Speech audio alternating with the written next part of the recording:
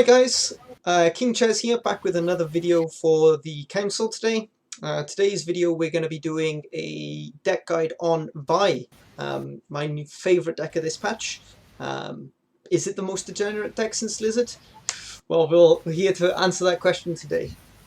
So I've got Saber along to give me a hand with this deck guide. How you doing, Saber? I'm doing great. And Vi is it's really something special, right? It's probably one of the most unique decks in the game right now. You play the same card probably how many times throughout the game? 6, 7, 8? You can get it to 32, I think, is the highest you can get it without any shenanigans with your opponent pulling it out with their quacks or whatever.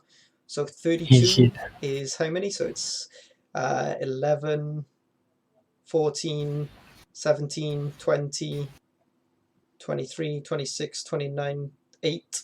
So you play it 8 times? Something like that.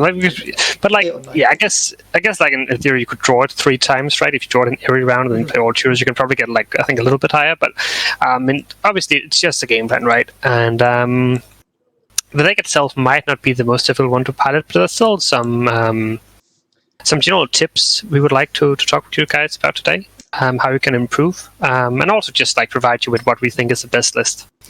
And maybe we should just start from the top and go through the cards. Okay, so the first thing you'll see is we're now running Crystal Skull. I don't think we were running this at the start. I think everyone was just running TA, but the prevalence of lockdown means Crystal Skull is just the best.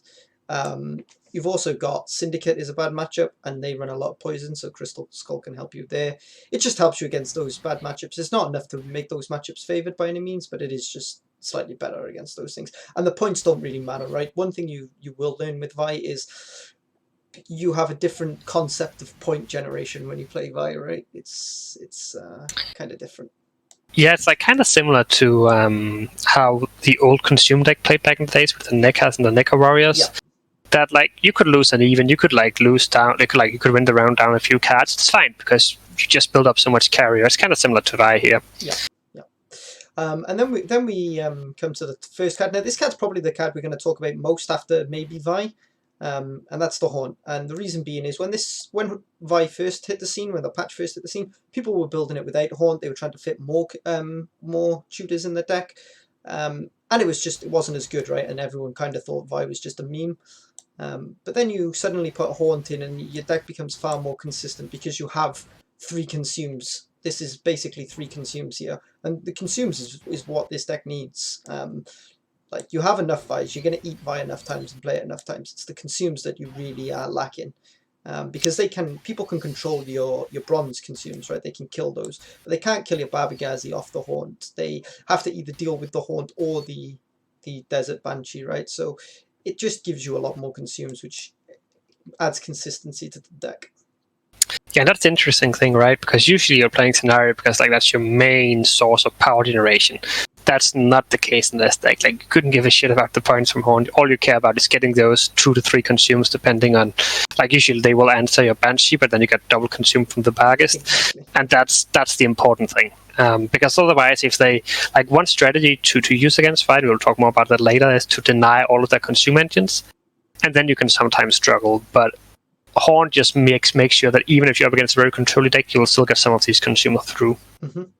And honestly, Haunt is your only win con against something like Lockdown because they banish your leader, right? Now, again, Haunt isn't enough to make that a favoured matchup, but if you don't draw your Haunt in that matchup, you have 0 chance of winning that game. Then you go on to now you move on to your tutors and your Vi. So we'll talk about Vi first. So Vi is what this deck's built around. The card reads, shuffle Vi back to your deck, then increases base power by 3 upon Death Wish. So whenever this dies, it goes straight back into your deck and it gets 3 points stronger.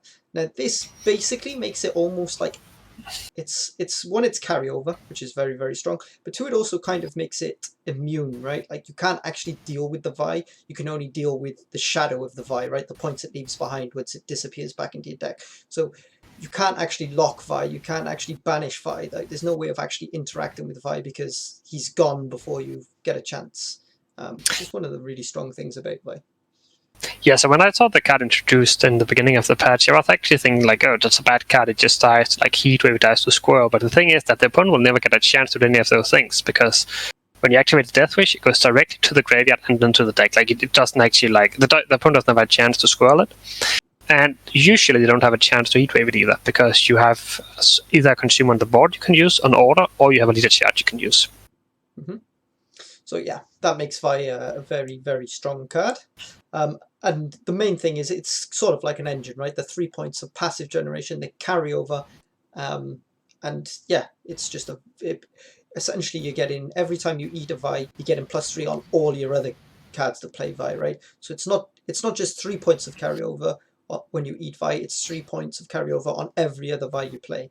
So it's like it's an extremely powerful form of carryover. Yeah. Then we move on to the tutors. Yeah, and maybe we don't have to go through all of the tutors, because a lot of them, they're a little bit redundant, right? We have Neuromancy, we have Nagelfar, we have ADC, we have Hillock, then we have Willem. Willem is a little bit less secure than the others, because you're also running Beast and Haunt, but most of the time you'll play those cards anyway, and then you're just giving you a guaranteed Vi. The one tutor I think that could be a little bit interesting to talk a little bit more about is the Unicorn. Maybe you want to pronounce it, Jess. No, I like it when you pronounce it. Go on. Okay, Quacks. Yes. So this one is very interesting, because the card was always considered a little bit like a meme. Like there wasn't really any deck where you could really like utilize it. But this deck is insanely strong, because as you probably have figured at this point, it's always pulling Vi, so it's another tutor. But the nice thing about this is also putting the highest provision card from the opponent's deck. And usually the highest provision card from the opponent's deck isn't something that's like tall or anything. Like there's plenty of examples. That could be a Lippy, that could be Harold, that could be a Morkvarg, that could be a Leo, that could be a Usurper, that could be a Guess. It could be a Erden. Like there's so many of these. Like the cards you put into a deck to counter Vi, you can just pull them with the Unicorn. So if the opponent don't draw them in the first round, like just get rid of them. Like it can completely just change the matchup. So this card is honestly, together with Vi, of course, the true MVP of this deck. Without this card, the deck would be significantly worse, in my opinion. Of course. It's funny that we should mention that, because I was having a conversation with Spessy, I think, only the other day, and he was saying that in his Witcher NR deck, he actually swapped Jörden for Igni for the Vi matchup, because 50% of the time, or 25% of the time, his Jörden's just getting pulled, right? Whereas Igni wouldn't get pulled because it's only 10p. So he actually, like, even though Jörden's a better counter, it's also kind of more risky, right? Because it's going to get yoinked by Quacks. Like, the most frustrating feeling is when you're running the hard counter and just get milled around one of them, just like, oh, I guess I lose. Yeah, for sure.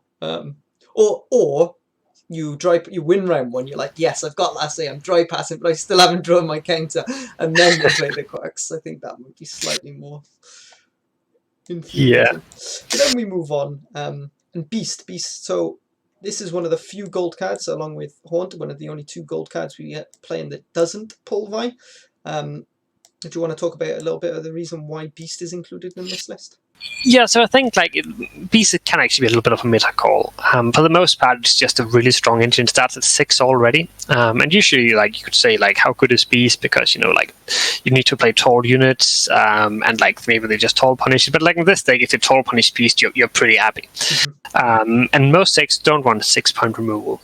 Now you could say, okay, like what if 6-point removal becomes meta? Like what if Decoction, Parasite, these sort of cards have become meta? Should then cut Beast? Maybe. The thing is that if they actually use those removals on the Beast, then maybe your Babagati go through, maybe your Slizzards go through. So it's kind of like, sure, you can counter you can try to like answer all of the consumes, but then the Beast will just start growing 2 points a turn. That's a really strong engine. Yeah, I think the Beast just makes a lot of sense in this deck, right? Because it kind of forks you into, well, I know that's growing by 2 points a turn, but is it really the thing I need to answer here? And quite often the answer is just no, and you just have to take the 2 points a turn and hope that you can live with it. Then we move on to sort of the glue that holds this deck together, right? Your consume package and your bronze core, the stuff that tries to help you. These cards are the sort of cards you would really like to find round 1, so you don't have to commit Haunt or leader charges. And Slizzard being probably the best for round 1, right? Because you just Crystal Skull it and then you can just cycle through. But the Barb and the Barghest are also a lot stronger when you don't have the crystal to like play around removal. So. Yeah, for sure. Like a lot of decks have these 5-point removal cards that can kind of just answer Slizzards. And it could be an argument to change one Slizzard for another Barghest. The Slizzards are very good, especially with the Crystal Skull interaction, as you mentioned, because you maybe could say, okay, but you're like buffing up the engine that's going to consume a bunch of cards. Isn't that bad? You're losing the 4 points advantage you have from your stratagem. Kinda, but at the same time, the cards you play in round 1 won't be nearly as tall as the card you'll play in round 3. So let's say they get like a 20-point heat wave on your Slizzard, or 25 points. That's fine. Like then the heat wave is out. Then what is it going to do after that? And the other thing is like, even if you end up losing round 1, right? You can lose round 1, and you can even lose it uneven. But if the round's gone deep enough and you've got enough Vise cycled, it just doesn't matter. You lose uneven, and what are they going to do? They've used their Tall Punish, and they won uneven, but they can't bleed you because then they lose their card and go into an even shorter round 3. But if they pass, they're going into a 7-card round 3 where you cycle a bunch of Vise again, right? Exactly. So if we move on, then we have the Lavas. I don't think we need to say that much about them. Probably just the best 5p card in the game. Really, really strong. Even better in this deck because you just play like infinite tall units. Yeah. So they just grow. Draw every turn, right, and multiple times in one turn when you play the Haunt. Like they can just play for 16, 18, 20 points. Pretty insane. Then we have the Crow's Eye. Maybe you would like to explain why we have the Crow's Eye in the deck? Yeah, so the Crow's Eye, again, is a complete meta call. If we look at the 4Ps, there's a bunch of meta call 4Ps you can run. Crow's Eye right now, because of Lockdown, it's nice against Lockdown, which is probably the most common counter to this deck. So just adding another sort of counter to that is nice. But this slot in particular is very flexible. You can run a Spores if you're seeing a lot of Vine mirrors. That's a nice meta call if you're seeing mirrors. You can run a Folktale if you're seeing quite a lot of ST Swarm or Lippy, right? That card's also pretty good. And you could also just run a Selection if you feel like a little bit of removal is nice. Yeah, you can basically... Go on, sorry. Yeah, like there's a bunch of cards you can run in that slot. Like it's not particularly important. It's just like if you feel like you're struggling a little bit in what matchup, then you can try to switch it out. Of course. And a lot of people won't play around any removal in Vi, right? Because a lot of people aren't. So one selection could be kind of cheeky. Yeah. Then you got double Noonwraith. Noonwraith is just like the most value you can get from your 4P without going Devotion, right? It's a 6 for 4. Normally triggers all your Thrive. It can also trigger your Haunt if you, for some reason, don't have any Vise, or you may only have one left because they bled you or whatever. It's like round 2 and they're bleeding you and you don't want to play it, so you'd rather just drop a Noonwraith. It's kind of just like a weak card, but it's better than the alternatives in the 4P slot. It's just solid, right? And that's nothing better you can do with the Provision. Then we have the Foglets. The Foglets are pretty good value, like one of the strongest thinning cards in the game right now. And usually how you want to play them is like together with one of your consumers, right? You get a Slizzard to go through, then it's just a free consume. You could also have like the ideal combination with the Barghest is you go Lava, then you go Foglet, and you go Barghest on the Foglet, and then you have a consume from the Barghest on one of your Vise. So just solid card, gives you some points round 1, gives you some thinning, pretty good. And then we move on to Squirrel. Everyone knows what Squirrel does. Squirrel's just kind of nice, right? It is actually, there's some matchups that it can have some good value. Lippy is probably its best matchup, because essentially what I've learned over time was when you first started playing against Lippy, your idea was like try and mill their Ceres in round 3 to play around them replaying it. But what I've actually learned is it's not even that important, because essentially what you want to do is they want to replay their Heatwave or whatever they've used round 1, because that's actually more points for them than Ceres. So Squirrel then allows you to still do that by banishing that Heatwave or that thing that they're going to shuffle back later on, right? So Squirrel can, against Lippy, can be kind of nice. It can also be nice versus, obviously, a Neuromancy or Coup de Grace or whatever. Yeah, Neuromancy is probably the prime target in the Lippy matchup, right? And like, of course, otherwise you can take like the Heat Wave, and like it's just very flexible. Again, if you don't find much value with it, you can switch it out. You don't have to run it. It doesn't really change the whole game plan. Just a nice little 4P card. And then the same again with the Neckers and the Butchers. They're just value 5 units. Yeah, the Bruxes you probably always run this deck. They're probably the best 4-piece. Neca could go out if you see like a lot of decks that have ways to answer 1-point units. But then again, it's 4P. You can just mulligan it if you feel like you're in that sort of matchup. All right. So now we have walked through all the cards in the deck.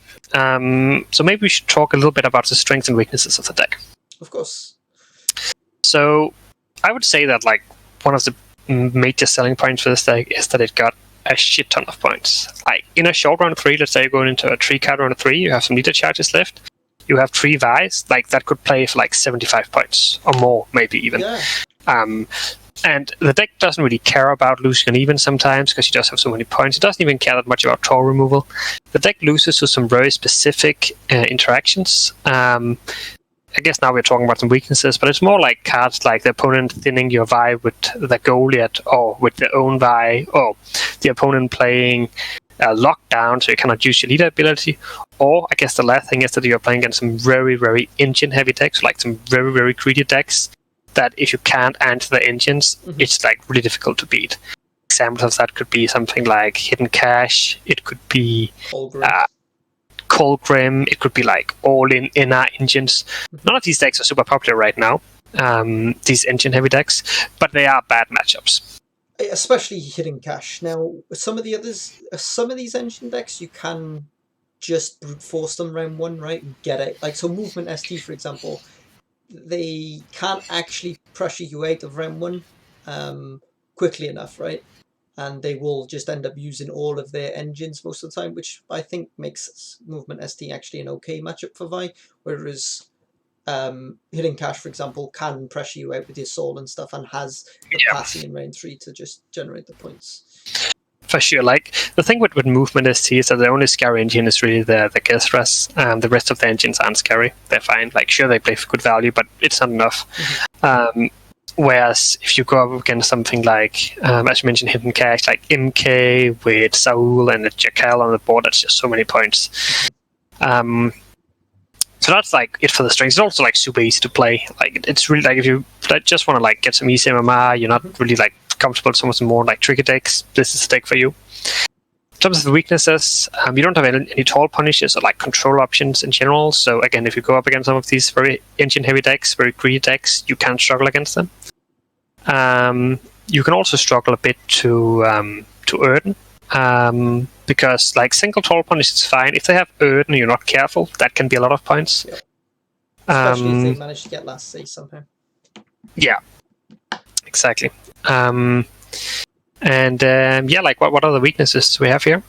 I mean, you've got Lockdown, right? Which is so Lockdown's unique. Normally, control decks won't do too well against this, but Lockdown does because it will shut down your leader, right? Which gives Lockdown the edge. So that is another weakness. Now, control in general isn't particularly a bad thing for Vi. In fact, it's probably really good for Vi. But Lockdown is an exception because of its unique leader ability. Yeah, for sure.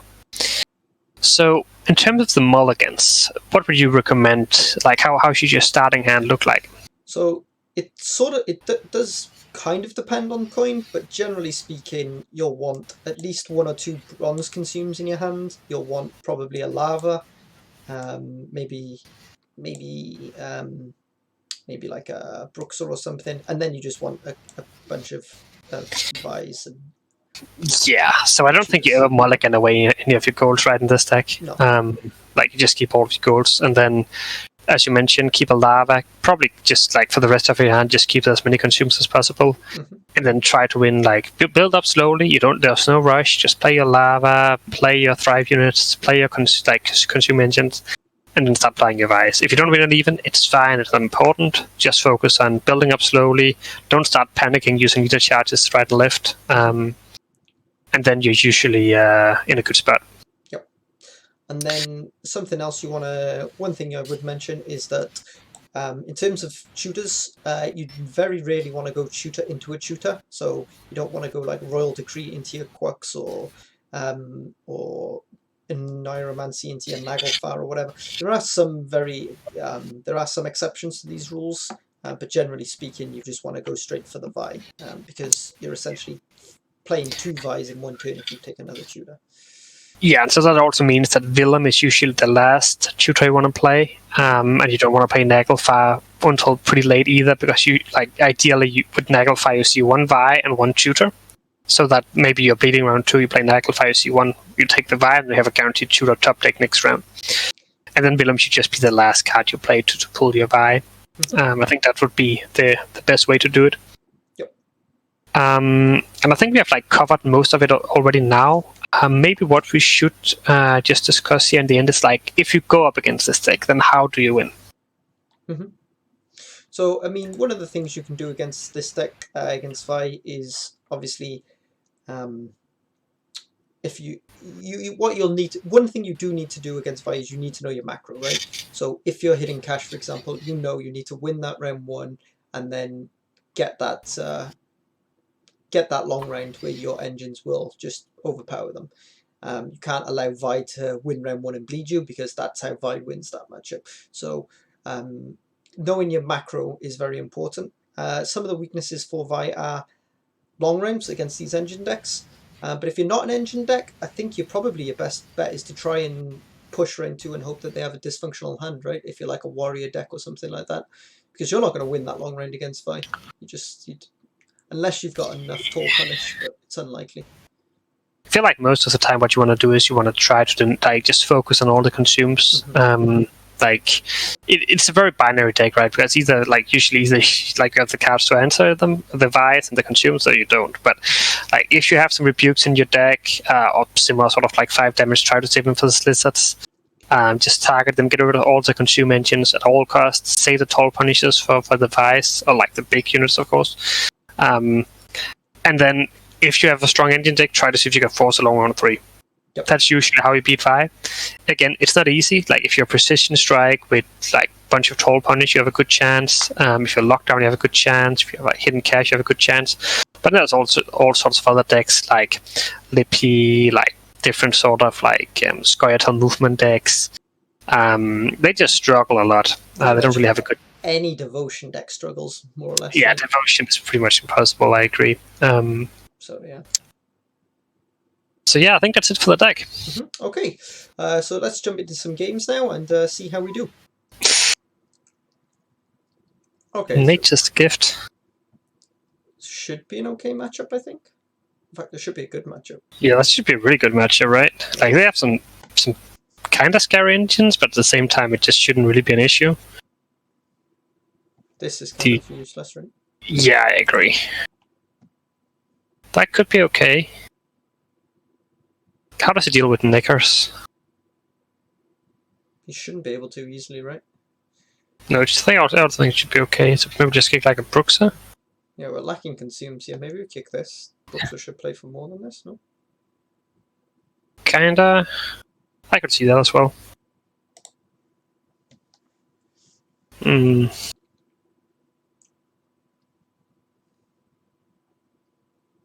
good thing for him that we aren't playing Manticore, huh? But yeah, I guess we can just start slowly. Jam this, right? Yeah. I don't think we care too much about his carryover. No. It's cute, right? Then yes, 5, 6, 7 points of carryover. Oh yeah. That's an answer. Yeah, he answers one. It's pretty good. You just jam this, right? Yeah, I think it's fine. And just jam the other one, then jam Beast, then... Question is if you're supposed to go Haunt, actually. Yeah, but we don't do that until we've played our engines, I don't think. No, I agree. I think we possibly do go Haunt this round, to be honest. Yeah, because it's just awkward if we don't. Jam this, yeah? Yeah. Does it matter which I bleed? I guess I could, in theory, kill this, but... Yeah, maybe that's actually fine, right? Just to cry some true. One extra point on a... Yeah, he's running Caress, right? It's probably bad. Let's just do it in the stage. Yeah, that's true. Almost forgot how this deck played. Haven't really played it all season. Apparently it's coming back, right? I think Danny Wright played this as his... Yeah, I mean, I still got a bunch of points, right? So Beast now, and then I would rather save Beast and then just go Haunt. Nah, just go Beast, right? Okay.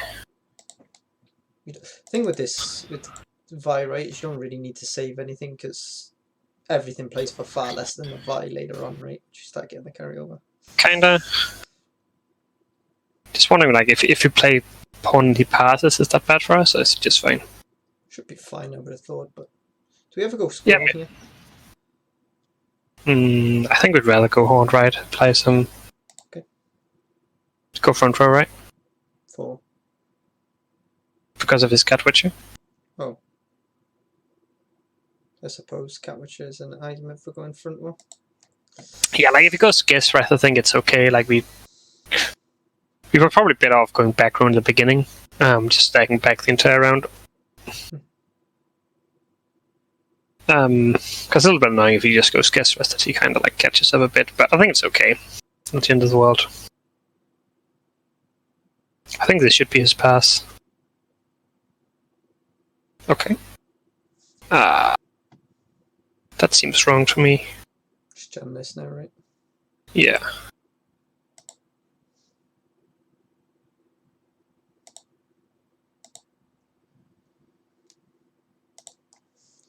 Maybe it's okay. The piece does a lot of points. It is. But I mean, it played for 8 anyway, right? Which isn't too bad. Yeah. But I feel like he should be killing our consumes rather than this, but maybe it's fine. Maybe we just keep going, right? Yeah.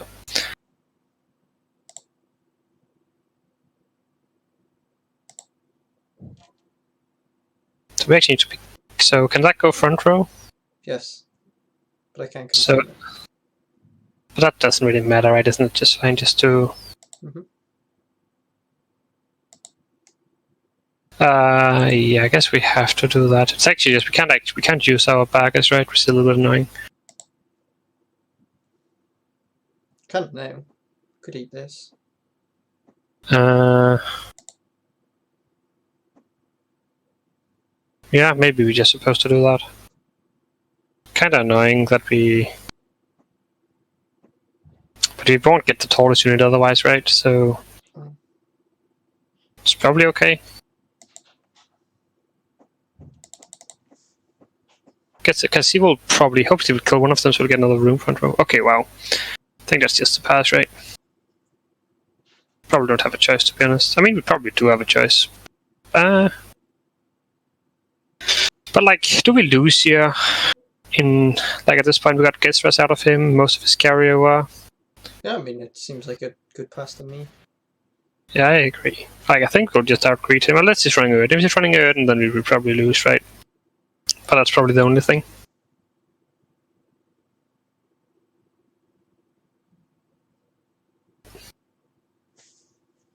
Didn't quite manage to play the squirrel, and we still need to have... But like, he doesn't have that much removal left either. He has like... Forest Protector. Yeah, Forest Protector, yeah, exactly. That could be a dry pass play, honestly, the Unicorn. Just kick this, right? Yeah. Probably keep that, right? Consumes the... Yeah, yeah, it seems... Everything here. Yeah, like, this looks okay. Question is, like, what do we do if he dry passes? Because that's most likely what's going to happen. Do we just go Unicorn? Yeah, we could do, or you could play one of our... And like, do we want to go Vi? Like, do we have enough consumes to go Vi here, if that was the case? So what would we get rid of if we took Unicorn here? Forest Protector, Aithne. I think it's worth it, right? So we do this and we just lead her, right? Obviously. I think so, yeah. Yeah, sure. Unless it do like super well. Yeah, I think that's worth it. It's definitely worth it. So what does he have left now? Like, it's a Forest Protector, maybe a Pavco. Yeah. But we actually have... He has no heat wave or anything as well, which is... Yeah, that's nice as well. Really good information. Perfect. I mean, the Slizzard is okay, right? Like, if he kills that, then I guess you can just take the other one, right? So actually, that's all you need, right? You need 2 Slizzards, and that's all the consumes you need, because you can only deal with one of them, because you only got like 1 rebuke left from Forest Protector. So, don't you just kick the Noon Wraith? Yeah. And then kick the other consume. This. Yeah, because then we just go Naira into another Slizzard if it drew his first does protector. have some other random damage. I don't know what it is. Like what? I don't know. I don't think they can have anything else than their devotion. Okay. So we just start this, right? Yeah, seems good. Go for an Una Gazrus, is it? Yeah, I don't think it really matters, right? It's not really the bowman, but no one plays them.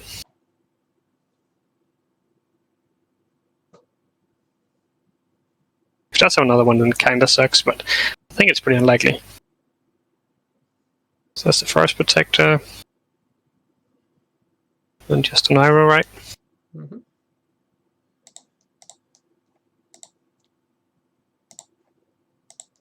And then we can play 5 whites in the fucklet.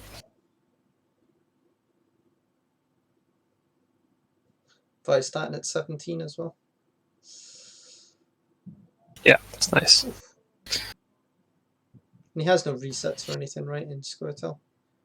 No, so I mean, we can still try to play around. I guess we don't know for sure if he's devotion yet, right? Because we only we don't know if Eisner would evolve, right? Yeah, true. So it's very likely, but there's a chance. I guess we want to eat the first. So how many consumes do we need? We need 1 for every card in our hand minus 1, right? So that's 5 consumes. Plus this. We also need to fuck that, right? So we probably just go for the first 2 vice and the fucklet on this. Sure. And then we play everything else.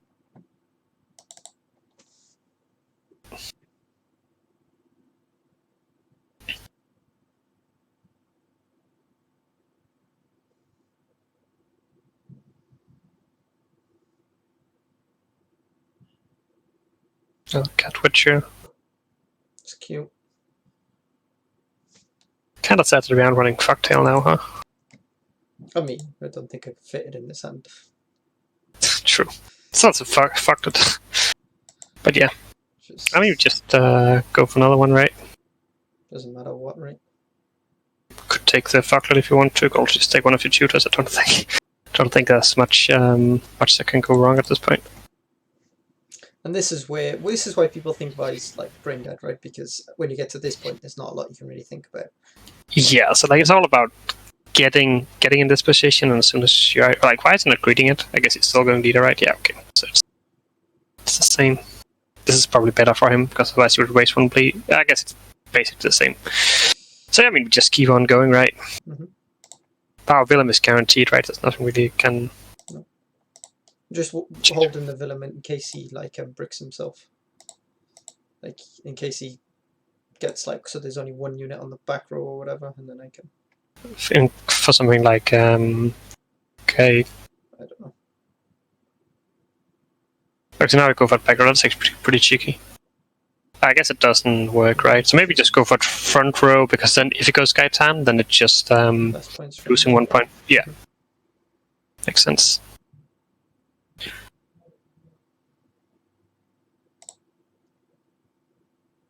And then just use the chat as front row still, because of the Cat Witcher, right?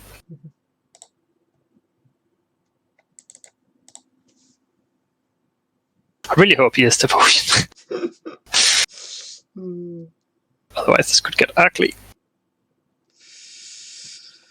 Oh dear.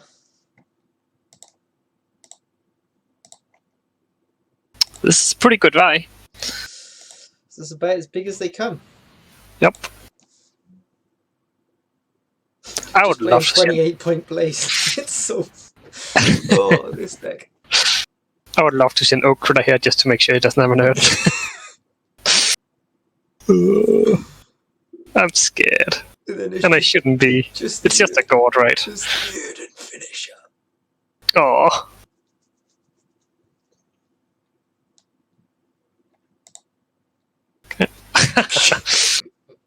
Oh no. GG, bud. GG, bud. Alright, almost back on peak. Yep.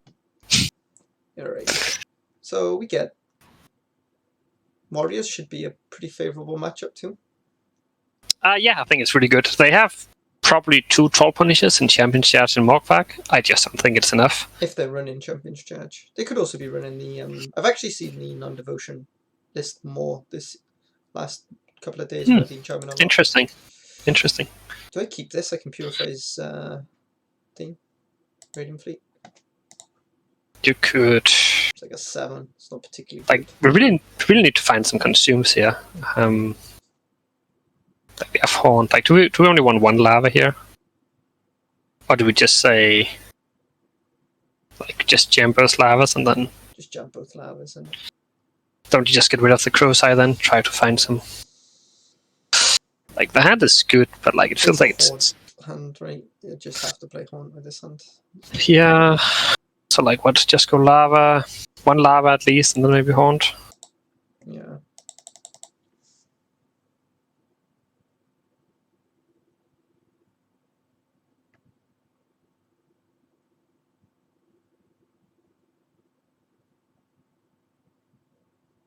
Cute. Yes, so probably just a play, right? Then we just hold the lava for next round and just play all of our consumes instead. So you think Haunt here, like, so you want to put pressure on? That's what you're saying. Yeah, like it's not even about winning an event, it's just that we don't have any consumes and it feels kind of bad to use an arrow into our consumes as No, well. but I'm saying, like, do we need to rush the Haunt now? Can't we just build it slow? The thing is, otherwise you'll just pass, I think. I think that's the issue. Is like, that then bad you, for us? I guess it means you can't cycle a V, right? So yeah, exactly. So I feel like we want to play it now. Not that we necessarily want to win an even. Well, that would be nice. We just want the round to go deep. but we don't want to stack in the front, or do we? Think about handball. Yeah. Yeah, we can play in different rows, sure. Probably doesn't matter so much because of the armor and stuff. But Tell you what, if he's running heat wave, this is pretty upsetting if he heat waves here. I mean, kinda right, but at the same time, then the heat wave's gone. That is true. But yeah, like I don't think we have a way of. He's playing a radar, which could indicate that it's being devotion. Yeah. But I mean, this is where we said to kick the crow's eye, huh? Not really, right? Because the hand, like, what else would we have kicked alternatively? Yeah, true. So plays for one more anyway. we want to get ahead, right? Foglet gets ahead. But we could also just jam the Vi, I suppose, right? Isn't it just like... I suppose. I was just thinking I'd rather eat the Vi with this. But I guess I'd rather eat a bigger Vi with this, maybe. So yeah, could be fun. I'm not sure how much it matters, to be honest. I guess they're also playing to the same tempo, right? Both of them 8s, so yeah, just go for whatever. Whatever you prefer.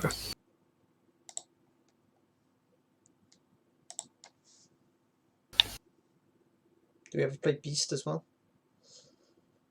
We could consider it. Not sure if we need to rush it. I kind of like that he put bleeding on our engine because that just means that it's like not that good for him to kill it, and like all we want is just consumes, right? So we can save our leader charges. So will Beast survive here? Would it be better to hold it a little bit? So maybe he like just plays a Scudding Slash or something like that. Yeah. So just jam this then, I guess. Yeah, and this also triggers the lava, which is nice.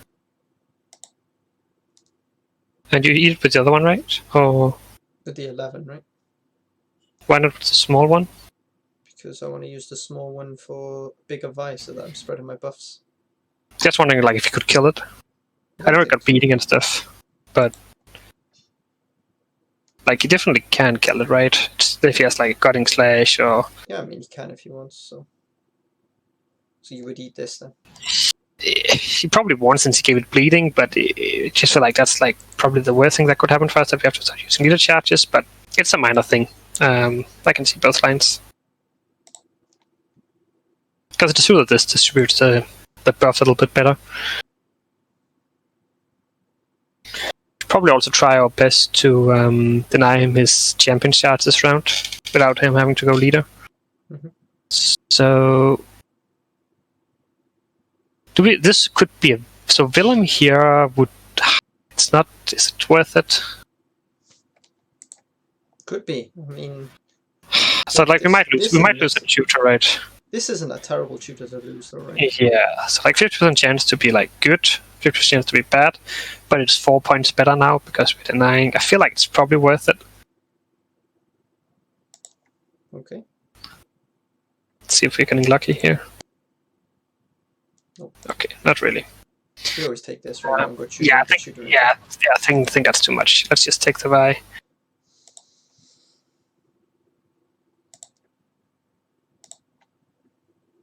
Like, I don't know, like, if we knew that's what happened, maybe it would have been better just to take it, like, take it. Yeah. But at the same time, like, it's actually pretty significant points. Still doesn't have the Blood Eagle here. Not the Blood Eagle, sorry. The Champion's Charge. Like, we could consider just passing as soon as he gets ahead. That's the... So can you do the points here? Can't, right? So do we pass or do we keep on smurfing here? I mean, we don't really want a long run, do we? Probably better for us not to, like, just to have Could just drop my lava here. probably don't you just hold lava and just go beast then?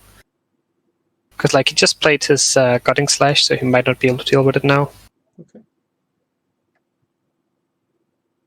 Sure. I think whatever we do, we just don't want to give him the Champion's Charge, and this doesn't give it to him either, right? Because he can ping it once down to 4. I mean, you could take it here, but that doesn't really achieve anything for him. Mm-hmm.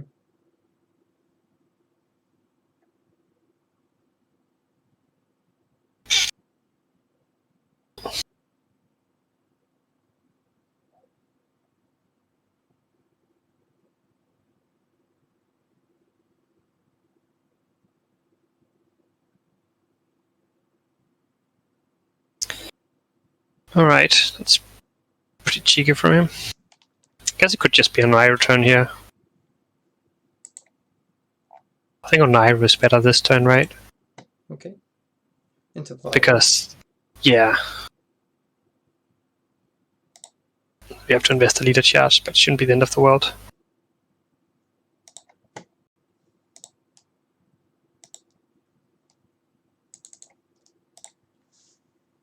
I think you'll probably have to go like Morkvark or something here to get ahead. Is Heimdall enough?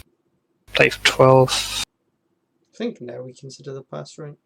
Yeah, it seems okay, right?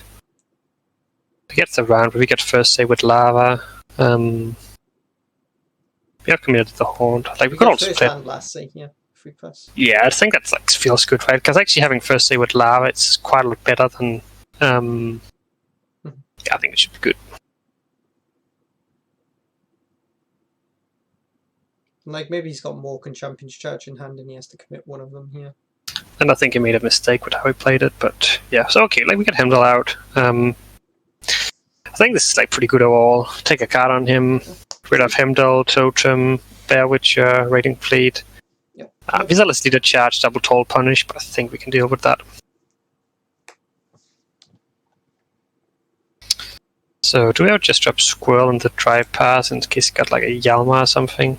Not sure if there's anything. Like, I guess we can just deny. We can't actually deny all that much, but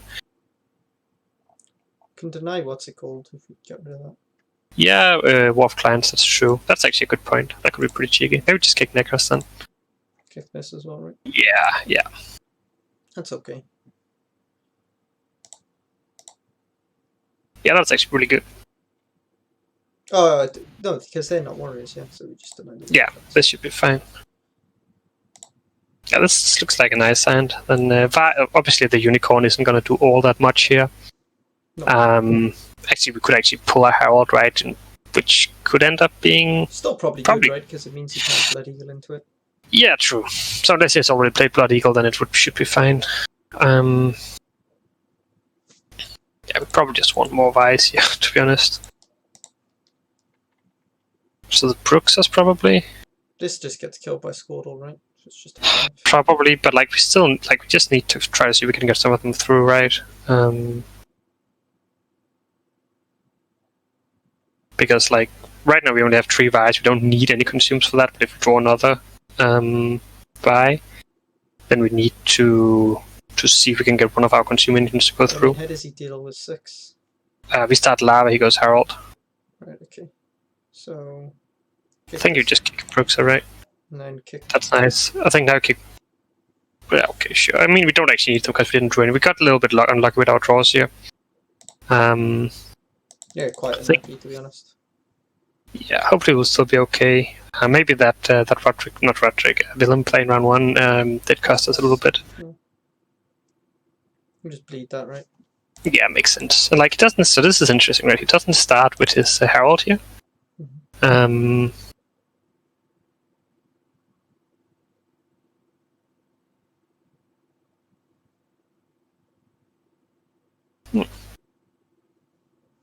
Skellig not killing stuff. Just jam this now, right? Yeah, makes sense. We Makes can good actually sense. deny Bloodthirst with our consumes now. Using Yeah. to deny Bloodthirst as opposed to... I like it. We'll use Leader to deny Bloodthirst. Yeah, but I mean, he got leader, right? So that should probably do the trick for him. I mean, yeah.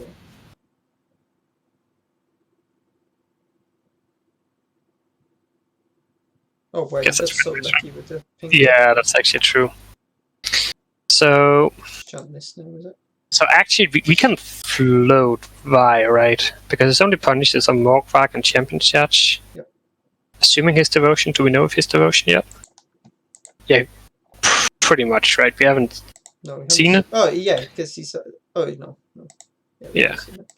Don't know for sure, but he's playing Blood Eagle, which should indicate that it's this version. But I mean, it could also be something else. So I'm just wondering, like, since we got last save, we could try to... Yeah. Potentially, yeah, let's see if it makes sense. But yeah, I guess we just drop that one for now. Lava's is still smurfing.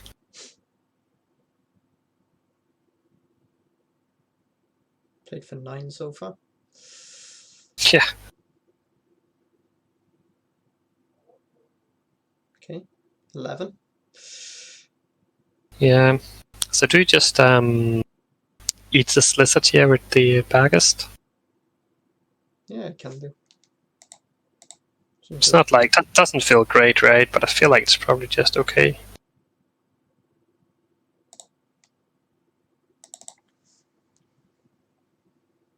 Yeah, it's just way too many consumes here, but it is what it is. Can't help your draws sometimes.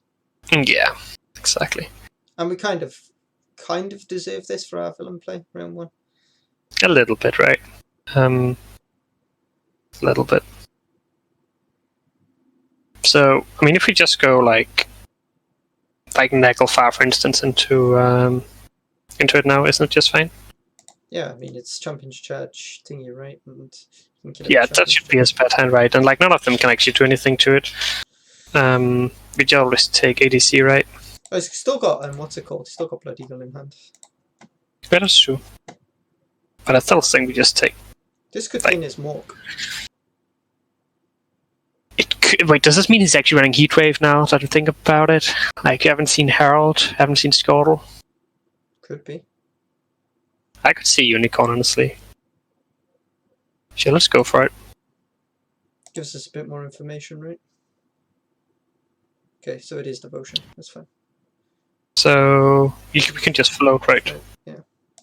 So that was probably the wrong decision, right? We just, like, lost 1 point plus the engine value that Herald will provide. Yeah. But it told us whether or not he's Devotion. Yeah, is that worth it?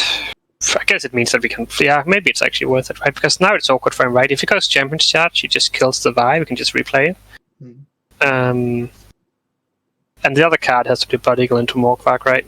Mm-hmm. So he goes for the Blood Eagle play. Could also have killed it, right? By pulling this, we could have actually denied. Yeah, true. Maybe we were supposed to eat something there to actually make it more likely that this pinged that, but whatever. So he just kills it. We just go for another one. Then he has did Morgvark, right? I say dead, it'll still kill the lava, I guess, but... Don't I just eat all the ones here to deny Morgvark? No, because so... his last cat's Blood Eagle, he hasn't played it yet. Yeah, so we have for sure that, because he try pass round 2, right? So, yeah. So we just eat these. Yeah, that's good. Good read. Use Leader, I guess? No, just use Bagast, right? Okay.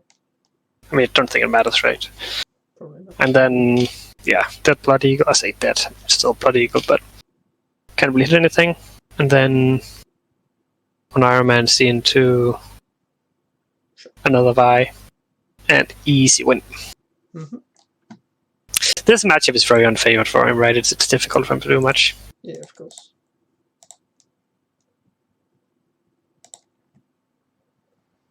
Nice. Poggers. 2 games, 2 wins. On my peak.